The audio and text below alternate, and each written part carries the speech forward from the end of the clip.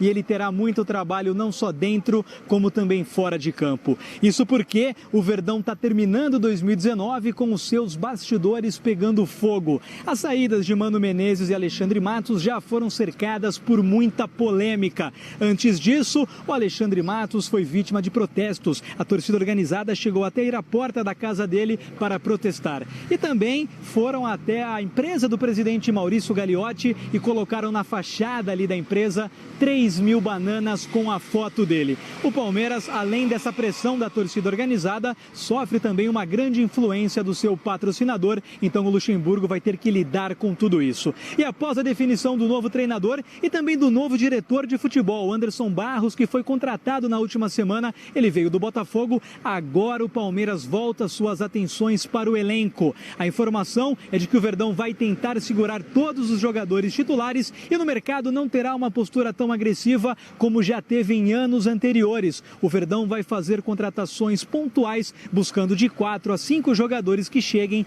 para jogar e para serem titulares. Diretamente de São Paulo, Marcel Capretes, para os canais Fox Sports. É isso aí, dale porco, de 4 a 5 jogadores que cheguem para a titularidade. João, nunca é demais você reforçar qualquer elenco. Eu vejo o elenco do Palmeiras muito bom. Digamos que a direção de futebol, a patrocinadora, digam para o Luxemburgo, contratação só na janela da metade de 2020. O que o Luxemburgo tem nas mãos dá para fazer um trabalho super bom. Dá para ganhar o Paulista. Eu não tenho dúvida nenhuma. E se classificar na fase de grupos da Libertadores. Não tenho dúvida nenhuma do que eu estou falando. Brigar por todos os títulos. Todos. O elenco do Palmeiras é muito bom. Todos. É óbvio que se puder trazer mais um zagueiro, um volante com um pouco mais de saída de bola, com qualidade, um camisa 10 que pense melhor o jogo e tal. Claro. O Flamengo, que tem esse timaço aí, se reforça. Claro. Se o Flamengo está fazendo isso e virou referência, a gente está aqui, né? Falando toda hora do Flamengo porque é o campeão brasileiro, da Libertadores e está na final do Mundial e é a referência. Por que quem foi vice-campeão, terceiro colocado, não vai fazer a mesma coisa? E tem um detalhe, o João falou aqui. João falou aqui agora. O que eu falei, GV?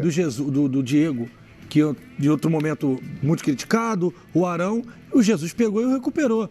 O Renato Gaúcho, nesse Grêmio vitorioso, Cortez desacreditado, Léo Moura desacreditado. Por que o Lucha não pode fazer isso? André, mas o bom é o Cícero, gente. Fez gol em final da Libertadores. Mas essa é a principal função de um treinador, que é recuperar o jogador. Aliás, Genê, eu gostaria de tocar aqui num ponto interessante. Muita gente sabe, mas muita gente não sabe. E eu gostaria de citar isso aqui. Vanderlei Luxemburgo tem uma trajetória no futebol brasileiro impressionante, né? Na minha avaliação, é o melhor treinador brasileiro que eu vi. Mas isso tudo começou a ganhar destaque nacional no Bragantino, quando ele foi campeão paulista. Vocês sabem quem ia ser o treinador do Bragantino? Não seria o Vanderlei Luxemburgo. Seria o companheiro que está aqui, René Simões, que na oportunidade teve um outro trabalho.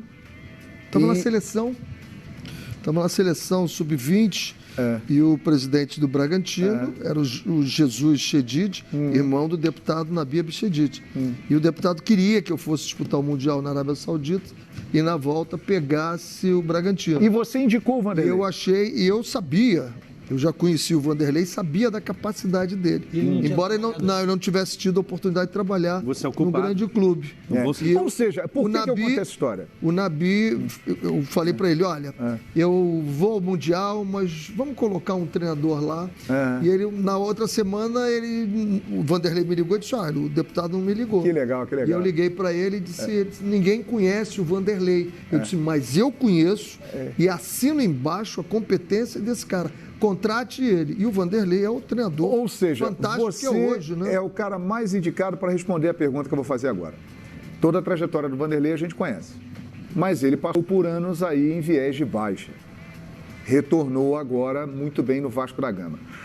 O Vanderlei, ele voltou a ser o que ele era antes. Ele está pronto de novo para esse desafio de ir para o Palmeiras com uma expectativa muito maior do que o Vasco da Gama para voltar ao topo do futebol? Vou fazer uma brincadeira baseada na entrevista que ele deu quando começou no Vasco.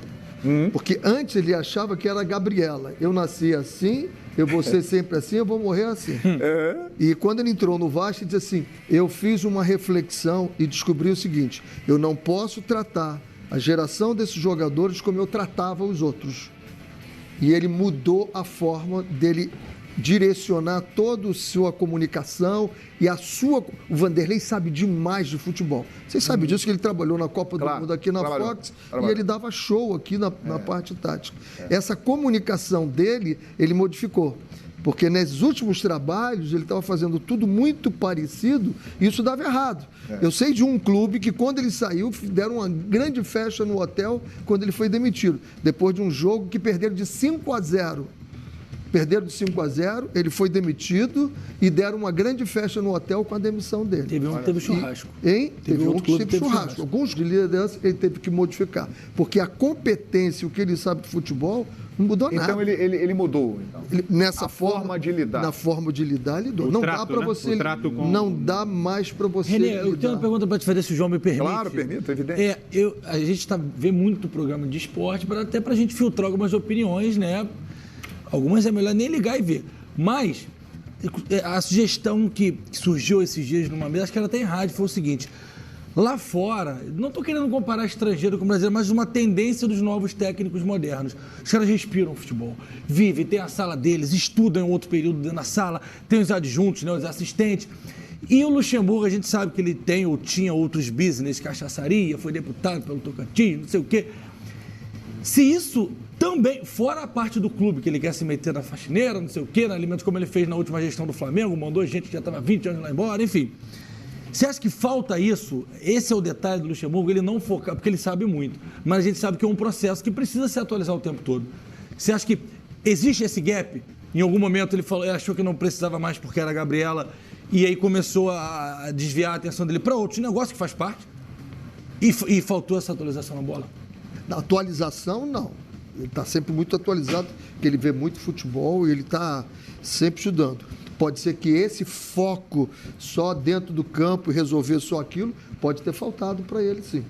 E ele focado, como ficou focado no Vasco agora, ele consegue fazer trabalho. Ele está atualizado, mas ele chegou a dizer que o Guardiola é marketing. O Guardiola era marketing. Coisa com a qual absolutamente eu não concordo. Nem eu. Também não concordo mesmo. Agora, a gente tem que entender o seguinte, porque o que acontece lá fora. Qual foi a última vez que o Guardiola ganhou, com os orçamentos que está todo mundo falando, grande orçamento, ganhou a Champions League? Tipo, você só ganhou com o Barcelona, não ganhou nem no Bayern nem no Manchester City. Não ganhou no Bayern, não ganhou. E perdendo de 4-0, alguns jogos de 5-0. Alguém no Brasil se sustentaria? Não. É esse a tese que eu levanto também para a gente discutir no futebol brasileiro. Mas sabe o que o Guardiola falou sobre isso? O Guardiola foi eliminado na... Não estou tirando a competência dele. Não, o Guardiola na última Champions, ele falou o seguinte... Eu sou fã dele. Né, perguntaram para ele, poxa, você não está ganhando a Champions, não ganhou no Bayern, no Manchester City. Ele falou assim, eu não fui contratado no Manchester City para ganhar a Champions League. Eu vim aqui para fazer um bom futebol. E acho que todo mundo aqui reconhece isso. Todo mundo realmente... Você conseguiu. O Manchester City... Né, faz um bom futebol. Foi a argumentação dele, não o resultado, o desempenho. O que eu quero provocar aqui é a discussão profunda sobre para que eu contrato o treinador. Qual o trabalho? Se é para jogar um bom futebol... Para que o Luxemburgo foi contratado? Para ganhar a Libertadores, que é a obsessão palmeirense, de todo mundo, ganhar palmeirense, Mundial. Ou para fazer o Palmeiras jogar bem? Não. Se o Palmeiras passar o ano jogando um lindo futebol, lindo, e não ganhar nada... Perfeito. Ou se jogar feio como jogar... Chega. Se o Palmeiras chegar a setembro, você perdendo o Paulista, mal em outra competição, ele não chega em dezembro. Ele não chega. Alguém duvida que se fosse um técnico brasileiro no Santos não terminaria? Teria sido demitido. Vou além. Não tivesse os 10 milhões. Vou além. Paulistão é um negócio... Eu vou falar do Paulistão, não vou falar de outros campeonatos. Paulistão é assim, quando não ganha... Quer dizer, antes de começar, né? Se não ganhar, não tem tanta importância. Aí quando ganha, se comemora muito. Barbaramente. Se perde, você cria um monte de problema. Pode ver. São Paulo criou problema porque perdeu. O Palmeiras perdeu, ficou naquela onda de chamar de Paulistinha. O Santos só segurou porque realmente o Pérez pode ter muitos defeitos, mas ele bancou o Sampaoli até onde ele pôde. E outra, tirou multa, enfim, que foi um grande... Tinha uma multa? Tinha multa. Ele não mandou embora porque tinha uma multa de... Não, mas depois tirou a multa. Ele tirou? Tirou a multa, por isso que o São Paulo foi embora. Que essa é uma outra discussão, a gente já falou aqui, Renê, também nem vale a pena mais falar sobre isso. Mas, enfim, o São Paulo só foi embora porque ele, São Paulo, quis. Muito bem, é isso aí. E o São Paulo continua de férias aqui no Rio de Janeiro, desfrutando andando de bicicleta, as delícias dessa cidade que continua maravilhosa. Mas com segurança particular, como ele queria, no Palmeiras ou não? Não, ele está solto. Aqui ele está nos solto. braços do povo curtindo o Rio de Janeiro neste verão que está chegando. Falando nisso, vamos até uma cidade que o São Paulo